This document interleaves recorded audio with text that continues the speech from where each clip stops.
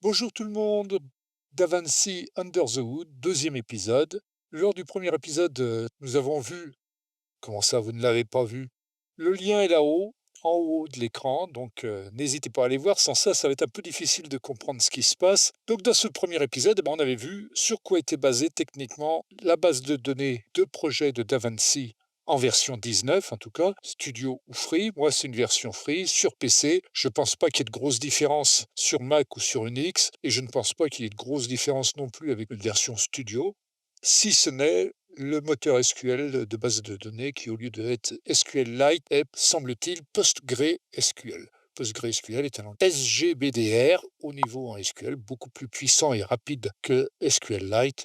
En l'occurrence, là, je ne pense pas que ça joue monstrueusement sur les performances du travail sur un projet. Bien, on va retourner voir Under the Hood, donc sous le capot de DaVinci, et on lance donc DaVinci Resolve version 19. Actuellement, j'en suis à 19.1.3. Voilà.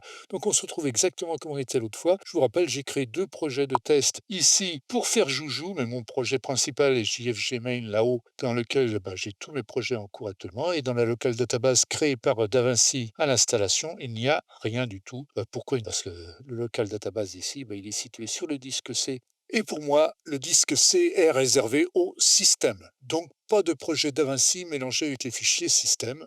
On va travailler là avec test.dbxml, test projet, ces deux-là. L'une est un sous-ensemble de l'autre. Aujourd'hui, ce que je vous propose, c'est, après avoir vu comment tout ça, ça fonctionnait dans l'épisode 1, on va essayer de passer un peu à la pratique, histoire de voir si ça sert vraiment à quelque chose, de savoir comment ça marche, DaVinci. Bien entendu, on ne fait jamais ce genre d'opération sur la base de données de projet de production sans en avoir préalablement sauvegardé une copie complète par duplication ou par backup de base. C'est une évidence.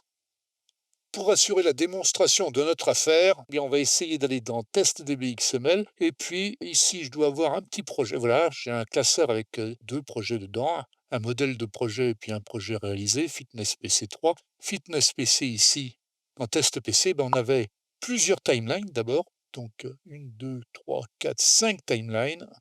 Je vous propose de récupérer Solution PC, de le passer dans Test Projet. C'est-à-dire qu'en fait, on va fusionner une partie de ces deux projets, en faire un projet tout neuf. Alors, comment est-ce qu'on peut faire ça? C'est simple, on va ici dans Test XML Projet et on va aller faire un Open File Location, c'est-à-dire qu'on va ouvrir l'explorateur de fichiers sur PC, le Finder sur Mac, à l'emplacement sur disque où se trouve l'architecture de la base de données de projet que l'on veut utiliser. Test.dbxml pointe ici, donc sur cette architecture de projet. On a vu dans l'épisode 1 comment c'était fabriqué. On va aller sur Test Projet, on va faire exactement la même chose. On est ici, Open File Location.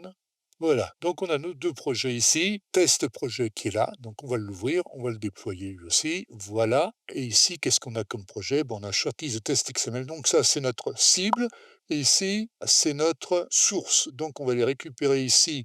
Qu'est-ce qu'on avait dit? On va récupérer solution PC, et on va aller le copier tout simplement ici de solution PC, et on va aller le mettre dans le project metadata cache ici de l'autre, coller. Voilà. La question est, qu'est-ce qui va se passer au niveau de la metadata de DB? On ne va pas tarder à savoir. Et ici, dans les projects, on va prendre solution PC ici, on va faire copier. Et dans les projects ici, on va les faire coller. Voilà. Normalement, on en a fini avec ça. Il n'y a plus qu'à aller voir ce que ça donne ici. On revient sur test projet. Donc, on avait ça. Maintenant, on a ici, on a solution PC qui est ouvert ici. Test DBXML, c'était notre source. Dans test project, maintenant, on a solution PC, fitness PC. Hop, voilà.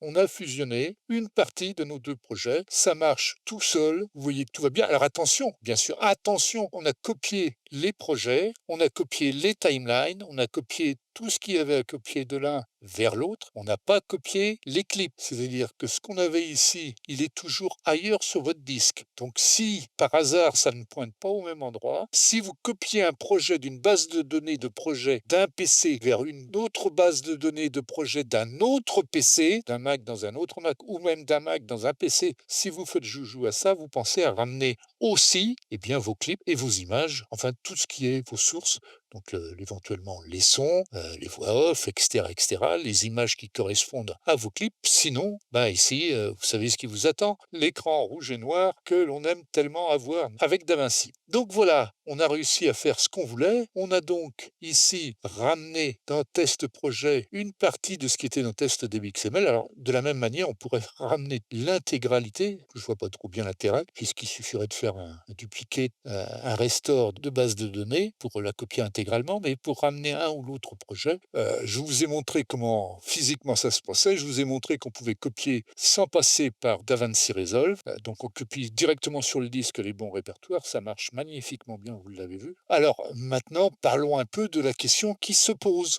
Peut-on faire la même chose depuis DaVinci avec seulement les outils proposés par DaVinci lui-même? Alors, c'est extrêmement facile comme réponse. La réponse, c'est oui et non.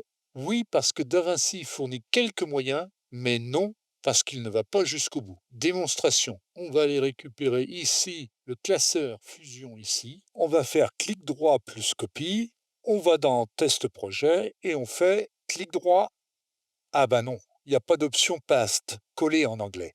Ah, dommage. Bon, si ça marche pas sur les dossiers, on va essayer juste sur un projet.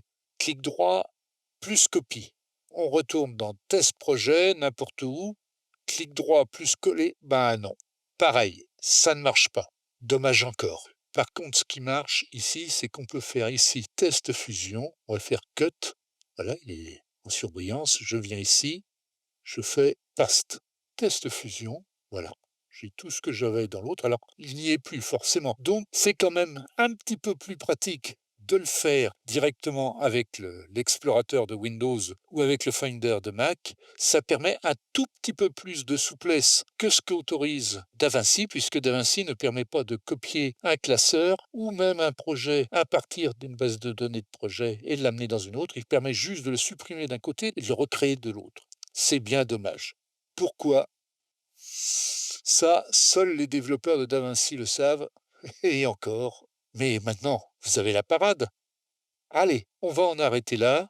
C'est suffisant pour aujourd'hui. D'abord, je fatigue. Vous aussi, peut-être bien. Et puis, ben voilà, on se retrouve pour l'épisode 3 très bientôt. On va mettre le nez, je vous le dis tout de suite, on va mettre le nez dans les fichiers XML et ça va être peut-être un petit peu moins rigolo. En attendant, eh bien, je vous souhaite à tous de bons projets d'Avinci. On se retrouve pour l'épisode 3 très bientôt. En attendant, ben, ce serait gentil de penser à moi et de me mettre un petit pouce levé sur cette vidéo si elle vous a plu. Laissez des commentaires, posez des questions. Ça fait avancer les choses. En plus, ça favorise mon classement sur YouTube. Donc, c'est toujours ça de prix. Et puis, si toutes ces petites vidéos sur DaVinci vous plaisent, eh ben, moi, je vais continuer. Si vous voulez être au courant, ben, abonnez-vous.